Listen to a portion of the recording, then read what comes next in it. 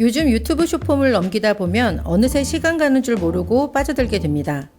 스마트폰을 손에서 놓지 못하는 현상, 이제는 도파민 중독이라는 말까지 나왔습니다. 그렇다면 이런 디지털 중독에서 우리의 뇌는 과연 괜찮을까요? 안녕하세요. 서울여자대학교 초빙교수 윤미선입니다. 오늘은 디지털 중독과 뇌 발달의 관계에 대해서 이야기해 보도록 하겠습니다.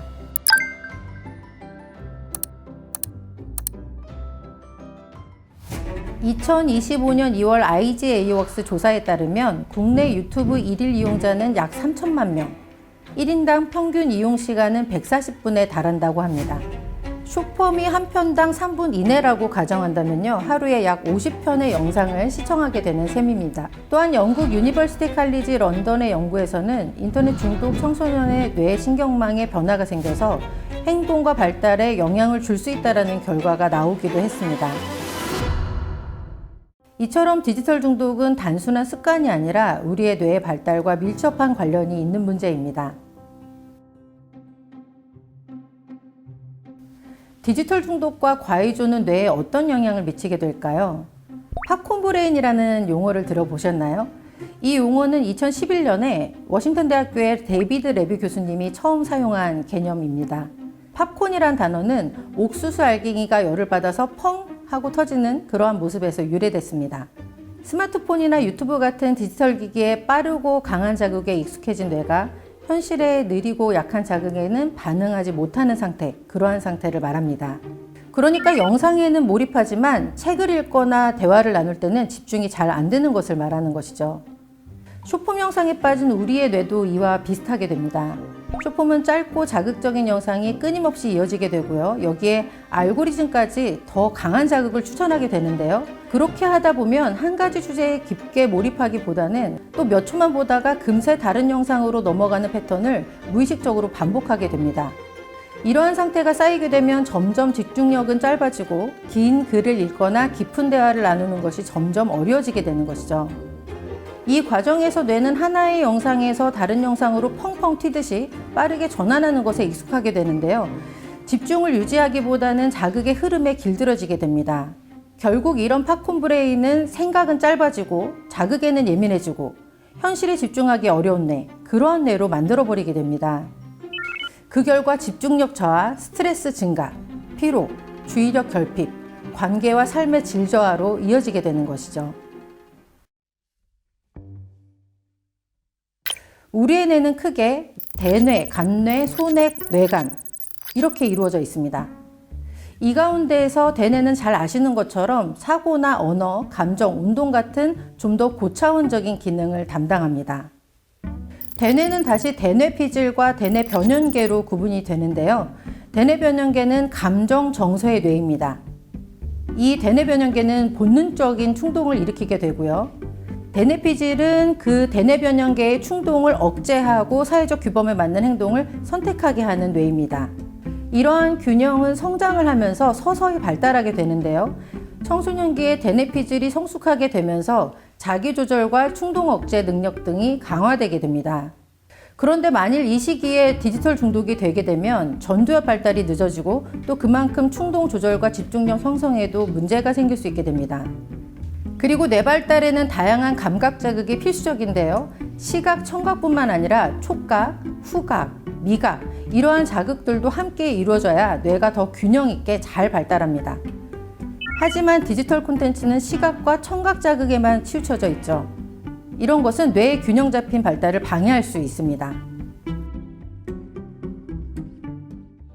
디지털 중독은 뇌의 화학적 균형에 직접적인 영향을 줍니다. 뉴런, 즉 뇌세포는 신경전달 물질이 방출되면서 정보를 주고받고 있습니다. 그 중에 대표적인 것이 바로 도파민입니다. 도파민은 보상이나 쾌락이나 동기부여 이런 것들을 담당하는 신경전달 물질인데요.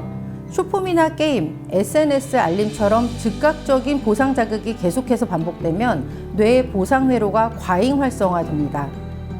결국 점점 더 강한 자극만 찾게 되고요. 일상생활에서는 도파민 반응이 둔해져서 무기력해지고 집중력도 떨어지게 됩니다.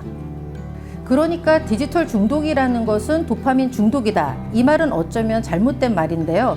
도파민이 많이 넘쳐나서 많이 분비돼서 생기는 문제가 아니라 뇌가 도파민을 잘못 쓰는 상태를 의미합니다. 이렇게 도파민 보상회로가 고장나면요, 자극적인 콘텐츠에는 과민하게 반응하고 평범한 일상에서는 아무런 즐거움을 느끼지 못하게 됩니다. 여기에 세로토닌 감소로 인한 우울과 불안, 옥시토신 분비 저하가 되면 사회적 고립까지 겹쳐지게 됩니다. 결국 정서적인 안정과 인간관계, 이런 것들에 모두 문제가 생기게 되어 있습니다. 결국 디지털 중독은 뇌의 구조적인 변화뿐만 아니라 감정과 사고의 균형까지 무너뜨리게 됩니다. 우리의 뇌의 안녕을 위협하는 복합적인 문제라는 것입니다.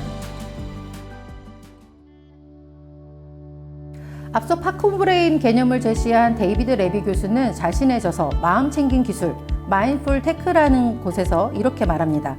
디지털 중독에서 벗어나기 위해서는 마음 챙김의 훈련이 필요하다. 마음 챙김이라는 것은 지금 이 순간에 집중하면서 내 생각이나 감정을 한 발짝 떨어져 바라보는 것입니다.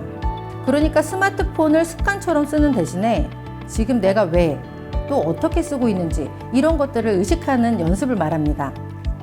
이러한 것을 실천하기 위해서 우선 스마트폰을 사용할 때 자신의 감정과 신체 반응을 관찰하고 기록하는 연습을 제안하기도 했습니다. 또 일정 시간 기기를 꺼두고 그동안의 변화를 직접 경험해보는 디지털 언플러그 실험도 도움이 된다고 합니다. 무엇인가에 즉각 반응하기 전에 잠시 호흡하고 멈추는 습관을 들이는 것이 중요합니다. 마지막으로 하루 중 일부 시간을 디지털 프리존으로 정해서요, 기기 없이 보내는 루틴을 만들어 보는 것을 권하기도 했습니다. 디지털 중독을 예방하는 것이 스마트폰이나 디지털 기술을 버리자는 것이 아닙니다. 오히려 그 기술과 어떻게 관계를 맺을지 더 편안하고 주의 깊게 그리고 현명하게 디지털을 사용하는 법을 배우는 것을 의미합니다. 디지털 미디어는 분명 우리의 삶을 풍요롭게 하는 도구입니다. 하지만 지나친 의존은 뇌의 발달을 방해하고 정서적, 사회적 관계와 건강에도 부정적인 영향을 미칩니다. 이제 우리는 스스로를 위한 디지털 가드너가 되어야 합니다. 정원사가 나무를 정성껏 가꾸는 것처럼 정보를 토양처럼 잘 가꾸고 대화와 생각으로 마음을 키우고 유해한 콘텐츠는 걸러내고 규칙이라는 울타리를 만들어서 균형을 잘 지켜가야 합니다. 기술과 함께 더 지혜롭고 균형 잡힌 삶을 살아가시기를 소망합니다. 디지털 중독은 뇌의 보상 회로를 무너뜨려 집중력과 주의력을 떨어뜨린다. 청소년기 중독은 전두엽 발달을 막아 자기 조절 능력을 약화시킨다. 해법은 마음 챙김, 디지털 가드너가 되어 스스로의 뇌를 돌보자. 디지털 문화 속 현상을 올바르게 이해하고 변화를 읽어내는 또 하나의 눈, 디지털 돋보기.